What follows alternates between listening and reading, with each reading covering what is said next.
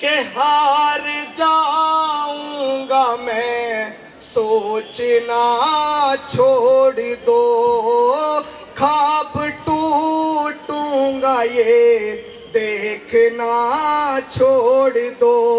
इस मिशन के लिए जा भी कुर्बान है, रुक मैं सकता नहीं, रोकना छोड़ दो, रुक मैं सकता नहीं। हम लोग महाराष्ट्र जाते हैं तो प्रकाश अंबेडकर है, रामदास अठावले है, बिहार जाते हैं तो चिराग पासवान है, तेजस्वी यादव है, हम लोग उत्तर प्रदेश आते हैं तो अखिलेश यादव है। उसके बाद हमारी विरासत को जिसने आगे बढ़ाया, जिसके लोहे को पूरी दुनिया ने माना, आयरन लेडी के नाम से उन्हें जानते हैं, आदरणीय माननीय बहन कुमारी मायावती। उसके बाद वर्तमान समय के अंदर समाज के अंदर एक और बीज उत्पन्न हुआ, जिसको आज हम लोग एडवोकेट चंद्रशेखर आजाद के नाम से जानते हैं।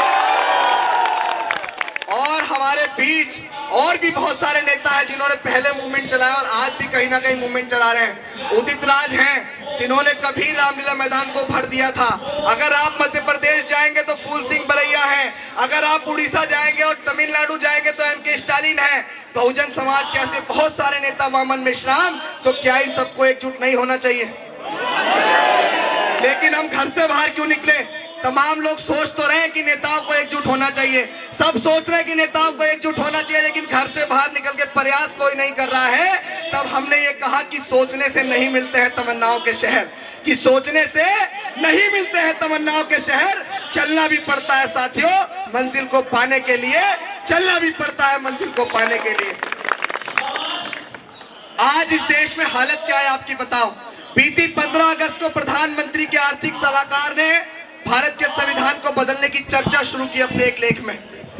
और वो भारत के संविधान को क्यों ना बदले? जिन लोगों को कभी सदियों से गुलाम बना के रखा जाता था, जिनको मूछें रखने का अधिकार नहीं था, जिनको सम्मान से खाट पे बैठने का अधिकार नहीं था, जिन लोगों को दूसरे के कुएं से पानी पीने का अधिकार नहीं था, वो लोग जब आज IAS, IPS, जज, डॉक्टर, बैरिस्टर, कलेक्टर, दरोगा बन गए हैं तो उनकी आंखों में तो चुभेंगे ना यार। लेकिन अगर आप अपने बारे में नहीं सोचेंगे तो 7 समुद्र पार से तो कोई नहीं आएगा। आएगा क्या? और बिखरने के बाद मैं यहाँ इस खुले मन से कह रहा हूँ, जब हमारा मूवमेंट बहुत बिल्कुल पीक पे, मान्यवर कांशीराम साहब 9 अक्टूबर 2006 को गए।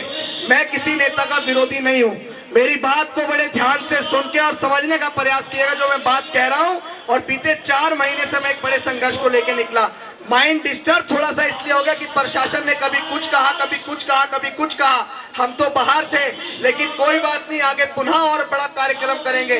लेकिन हम लोग महू से निकले, इंदौर आए, देवास आए, सीहोर आए, सोनकच्छ आए, भोपाल आए, खुरई, ललितपुर, झांसी, डबरा, दतिया, ग्वालियर, मुरैना, धौलपुर, आगरा, हाथरस, अलीगढ़, औरैया, फिरोजाबाद, बुलंदशहर, हापुड़, मेरठ और उसके बाद गाजियाबाद और उसके बाद आज दिल्ली के जंतर मंतर पे हम लोग पहुंच गए हैं। 20 तारीख को अपने घर से निकले 17,000 रुपए का कलेक्शन लेके, जिसको हमारे कॉलोनियों के और हमारे जिम्मेदार साथियों ने, बड़ों ने, जिनमें लोकेश भाई, वीरपाल जी और हमारी कॉलोनी के साथी, सबका नाम लेना उचित नहीं है, उन तमाम लोगों ने 17,000 रुपए का कैश हमें दिया और हम अपने घर से ट्रेन में बैठ के निकल गए। कहाँ? महू नहीं निकले, हम पहुंचे थे रतलाम। और रतलाम पहुंचने के बाद वहाँ एक साथी है मुस्लिम कम्युनिटी के, दिलावर पठान, उन्होंने हमें बोला था कि भाई हम आपको महू तक छुड़वा देंगे गाड़ी से या ट्रेन से, जैसे भी। हमने कहा ठीक है जी, आप हमें वहाँ छुड़वा देना।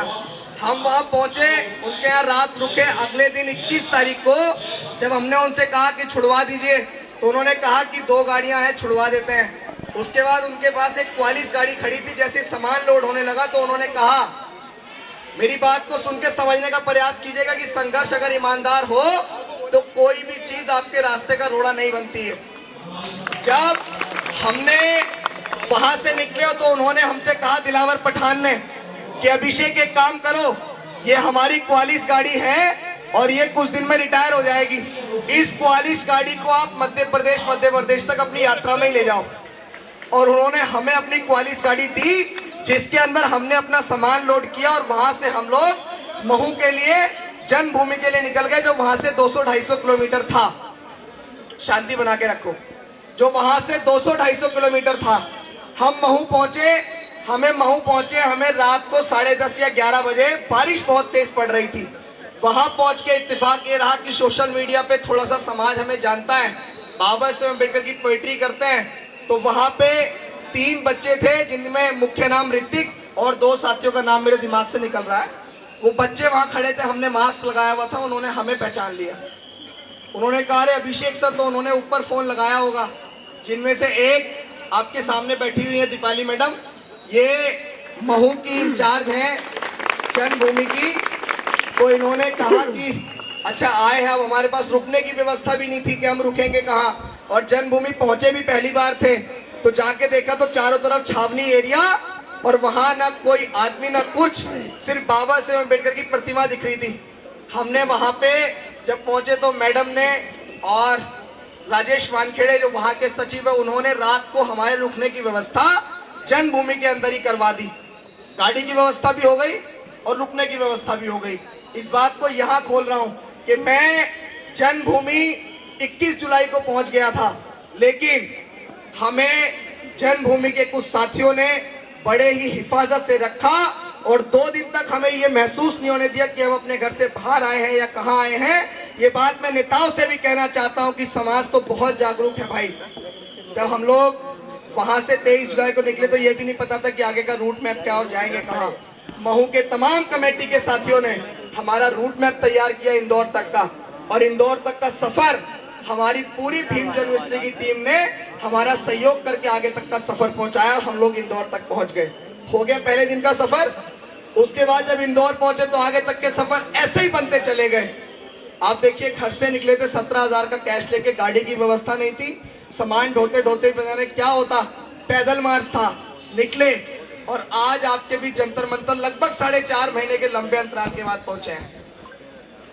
सब लोगों को पता है ना यार किस लिए पहुंचे हैं। अब मैं आपसे निवेदन करता हूं कि आपके साथ मैं नेताओं से एक बात कहना चाहता हूं। हमारे समाज के नेता अक्सर हमारे बीच आकर कहते हैं कि समाज एकजुट नहीं है, समाज एकजुट नहीं है। हाथ उठा के जोरदार नारों के साथ बताओ कि समाज एकजुट है या नहीं है। समाज चाहता है ना कि मायावती, चंद्रशेखर, उदित राज, वामन मिश्रा, प्रकाश अंबेडकर, रामदास अठावले, जीतन राम मांझी और तमाम बहुजन समाज के नेता एकजुट हो जाए, चाहता है ना समाज। और इस मंच के माध्यम से आज अपने नेताओं को ललकारना चाहता हूं, और नेताओं से कहना चाहता हूं कि अगर आने वाले लोकसभा के इलेक्शन से पहले अगर आप लोग एकजुट नहीं हुए, बड़ी ईमानदारी से हमारी जुबान की कीमत है, और हमेशा से हमने जो कहा है वो करके दिखाया है। अगर कहा था कि महू जाएंगे और जन्मस्थली तक आएंगे, तो चाहे सफर के बीच में कुछ भी हुआ हो, लेकिन रुके आज जंतर मंतर आके ही है। ये आप सबका प्यार था जो हमें यहाँ तक लेके आया, वरना हमारे अपने लोगों ने ही हमें रोकने का बहुत प्रयास किया, लेकिन उन सारी चीजों को पार करते हुए यहाँ आ गए, और एक ही संकल्प के साथ आ गए कि यार हमारे नेता कैसे एकजुट हो जाएं। अब आप सबके साथ भाई, इतने लोग यहाँ पहुंचे तो समर्थन करते हैं ना हमारी बात का। अब मैं आप सब लोगों के साथ अपने नेताओं से कहना चाहता हूं कि आने वाले लोकसभा के इलेक्शन से पहले या तो कुछ सोच लो, वरना ना तो कहीं काफिला जाने देंगे और ना कोठियों से बाहर निकलने देंगे। ये समाज है, ये समाज आपको अगर अर्श से फर्श तक पहुंचा सकता है, ये समाज अगर आपको फर्श से अर्श तक पहुंचा सकता है, तो ये समाज दोबारा आपको फर्श पे ला सकता है। इस बात को याद रखना। मैं बड़ी ईमानदारी से कह रहा हूं कि अगर हमारे नेताओं ने कुछ सोच लिया और आने वाले लोकसभा के इलेक्शन तक हमारे नेता साथ आ गए तो ठीक है, वाह भाई। वरना हम तो बता रहे हैं कि एक अच्छा सा मूवमेंट खड़ा करके, साथियों को खड़ा करके, कैडराइज मूवमेंट खड़ा करके, ना नेताओं का काफिला कहीं निकलने देंगे, ना नेताओं की रैली कहीं होने देंगे। इस बात को याद रखना। इस देश में कोई आंदोलन नहीं होगा, अभी इस देश में कोई आंदोलन नहीं होगा। इस देश में अगर बहुजन समाज के लोग कोई आंदोलन करेंगे तो वो आंदोलन होगा सत्ता का आंदोलन, क्योंकि बाबा साहेब अम्बेडकर और मान्यवर कांशीराम साहब ने हमें सत्ता का रास्ता दिखाया था। और जब हमें फूले, शाहू, पेरियार, ललई अम्बेडकर और मान्यवर कांशीराम साहब कहकर गए कि हमें इस देश का हुक्मरान बनना है, बाबा साहेब अम्बेडकर ने कहा कि 21वीं सदी हमारी है, मान्यवर कांशीराम साहब ने कहा कि 21वीं सदी हमारी है। तो जिस सदी में हमारे महापुरुष हमें इस देश का हुक्मरान बनाने का सोच के गए थे, आज हम उस सदी में उस गद्दी से इतने दूर क्यों हैं? 206 वाला बहुमत आज एक सीट पे क्यों है? आज हम इस देश में एक भी सांसद बनाने की औकात क्यों नहीं रख रहे हैं? ये सवाल नेताओं से कौन करेगा? कौन करेगा ये सवाल नेताओं से? भाई हम तो अपने घर को छोड़कर निकल गए और हमारा आखिरी संकल्प यही है कि जब तक हमारे नेता एकजुट नहीं होंगे ना चैन की नींद सोएंगे और ना चैन की नींद अपने नेताओं को सोने देंगे। आप सबके विश्वास के साथ।